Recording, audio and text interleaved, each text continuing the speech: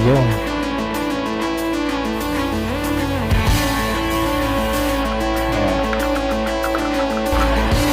Grabe. Wala mo na di tayo magaling. ito mga tools na kailangan natin. Pag-uusapan natin ngayon, siyempre, Ayan. turo sa mga.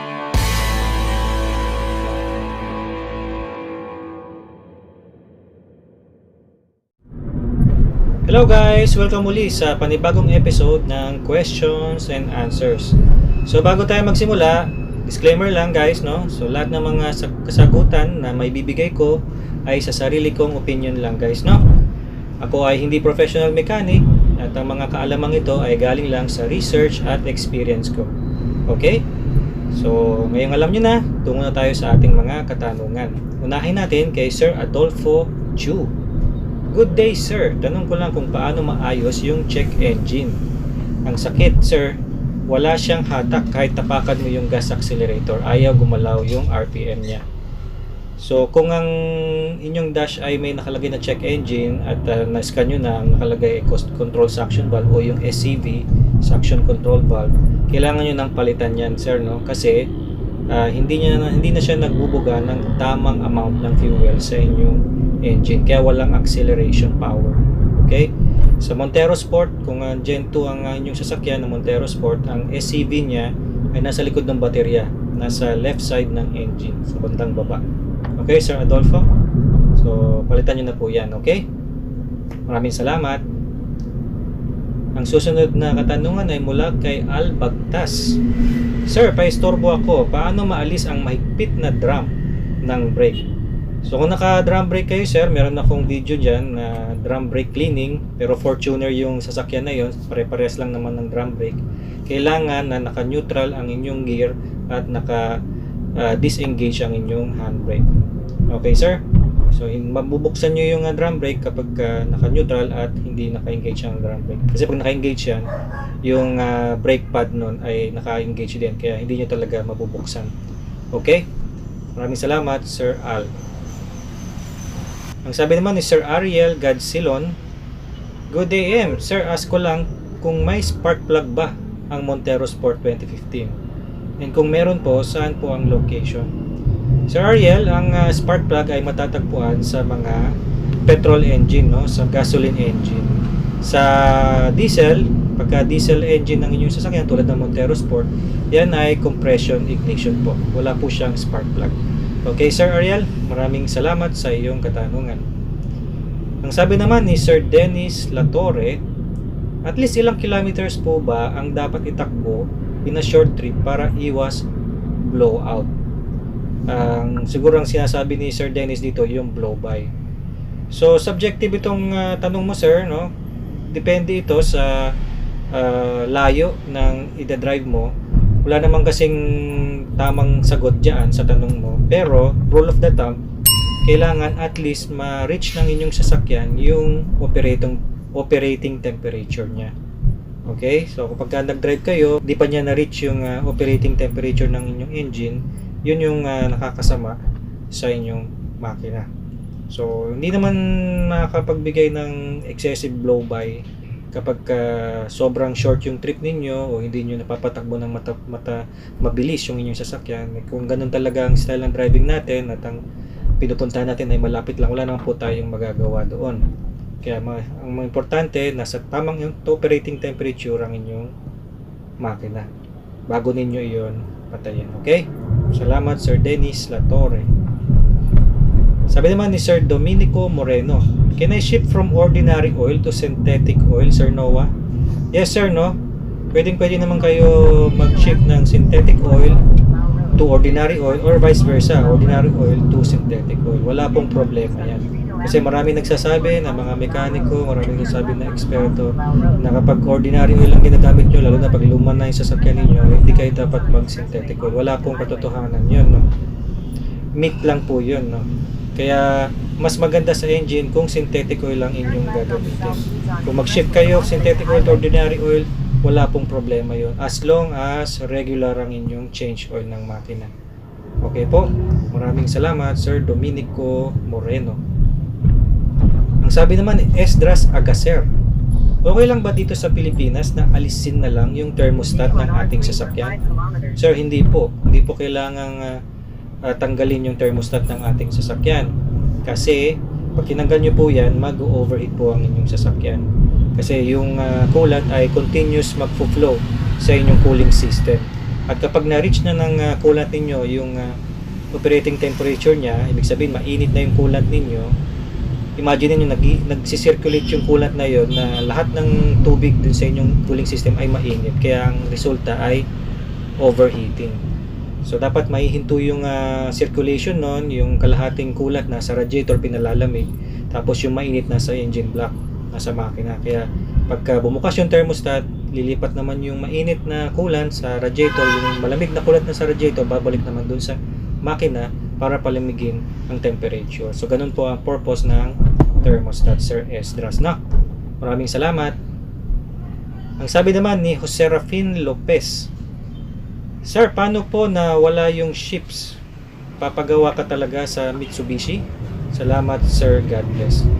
Ang ibig sabihin ni Sir Jose Rafin, yung chip dun sa key natin, ano? Ang alam ko, Sir Jose Rafin, pwede tayong magpagawa sa kasa ng chip. Makakopya nila yan. Hindi ko lang sure kung tama ito, pero alam ko pwede. Pero mahal. Mahal po yan, sir, ano? Kung di ako nagkakamali, mga 15,000 yan.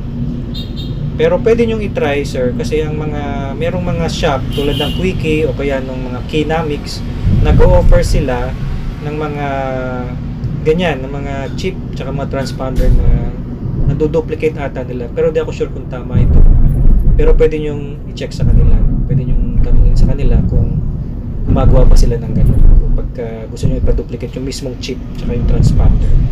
Ang alam ko sa Quickie, mura lang eh. Mga 5,000 lang. Pero I'm not sure. Pero pwede nyo itong i-apply o inquire sa mga shops na iyon. Maraming salamat, Sir Jose Rafin. Sabi naman ni Sir Marvin Gatbonton, Sir, meron po ba yung Accent CRDI na power steering fluid? Sir Marvin, ang ating Accent CRDI ay hindi siya de-fluid, hindi siya hydraulic, siya ay electronic power steering, EPS. Okay, sir? Maraming salamat.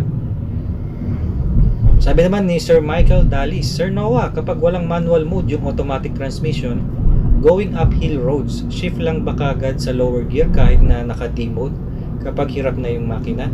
No need bang mag full stop to change to lower gear or vice versa going back to D kapag okay na yung road? Thanks. Sir Michael, ang inyong transmission ay conventional transmission, wala siyang hindi siya triptonic. So ibig sabihin hindi ka pwedeng mag manual mode, pero meron siyang tinatawag na lower tsaka yung number 2. For example, mabilis ang iyong takbo, sir, no? Tapos biglang paahon at medyo na traffic ka kasi merong mabagal sa harap mo. Kapag napapansin mo na hindi kaya ng makina, nahihirapan siya, pwede mong ilagay sa number 2, o kung masyadong matarik, pwede mong ilagay sa sa letter L, yung low, no? Kahit na hindi ka naka full stop, kahit tumatakbo ka, pwede mong i-shift yan.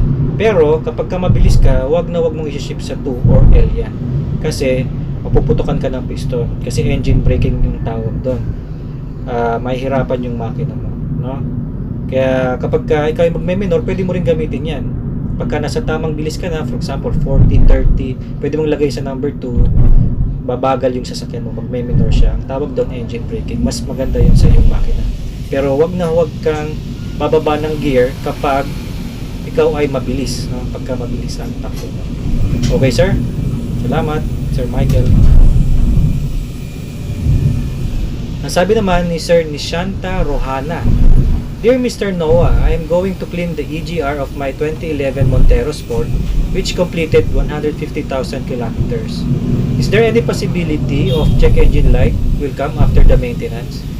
Please advise. There is a possibility, Ma'am Nishanta Rohana, na check engine light ang inyong sasakyan kapag naglinis kayo ng EGR. Nangyayari yan kapag hindi okay yung inyong paglilinis doon sa EGR ninyo. For example, medyo madumi pa or nabasa ninyo yung motor, yung EGR motor nyo. Ibig sabihin nasira yung sensor ninyo. Pwede rin mag-check engine light yan kung hindi lapat yung mga gasket na ginamit nyo, na inilagay ninyo. Kaya kapag maglilinis tayo ng EGR, siguraduhin natin na hindi nabasa yung motor, nalinis na mabuti yung valve, at yung mga gasket ay talagang naibalik ng maayos. Okay, Ma'am Lishanta, maraming salamat. Ang sabi naman ni Oslo TP 2610, Sir, ganyan din ang car ko, saan ba nakalagay yung mass airflow sensor natin? Sa mga video located after ng air filter, pero sa atin wala ko makita. Sir Oslo, sa Montero Sport Gen 2 sa 2014 model GLSV, ang ating makina ay walang mass airflow sensor. Okay, pero yung ibang diesel engines ay meron. Okay sir, maraming salamat.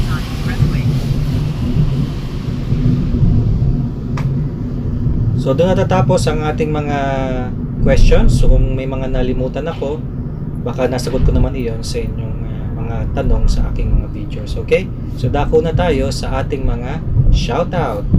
Okay, shoutout kay Sir Al Bagtas. Shoutout kay Sir Arnold Nazario. Shoutout kay Cesar Estrada. Shoutout kay Frederick Ferrer. Kay Sir Glenn Santiago. Kay Sir Gomer Carbonel. Kay Sir Grapico de la Peña. Shoutout kay Sir Humphrey Lu del Rosario. Shoutout kay Humphrey Tabanaw. Shoutout kay Romy Ubag.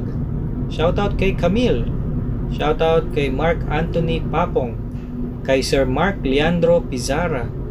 Kay Sir MC Ron Marticio. Kay Sir Michael Dalis, shoutout sa iyo. Kay Mami Mai. Shoutout kay Nelo Alonso. Shoutout kay Oliver Lopez. Shoutout kay Remsky Danox. Shoutout kay Romel Cuento. Kay Sean Nathan Babate. Kay Sonny Perida, shoutout kay Tagabundok Vlogs, at shoutout kay Sir Thomas Nazario. Maraming salamat guys, no, sa inyong patuloy na pagsuporta sa aking YouTube channel. Sana patuloy niyong suportahan ng aking mga videos, lagi niyong panoorin at i-share niyo rin sa inyong mga kamag-anak, mga kaibigan ng ating mga videos. Siguradong matututo sila, magugustuhan din nila ang ating content. So, on pa rin yung ating mga merchandise guys. Available pa rin yan sa aking website, shop.noahsgarage.com. Alam nyo na, kapag sinusuportahan ninyo, bumibili kayo ng aking mga merchandise, ibig sabihin, sinusuportahan nyo rin ng aking YouTube channel para makagawa ko ng mas marami pang mga videos para sa inyo guys. Ano? So, abangan ninyo sa aking channel ang intake manifold cleaning ng Vios, ang EGR cleaning ng Hyundai Accent. Masyado ng delay ito, pasensya na sa mga Hyundai Accent owners, huwag kayong mag-alala, gagawin din natin yan at marami pang iba. Alright, maraming salamat sa panonood. Sa ulitin.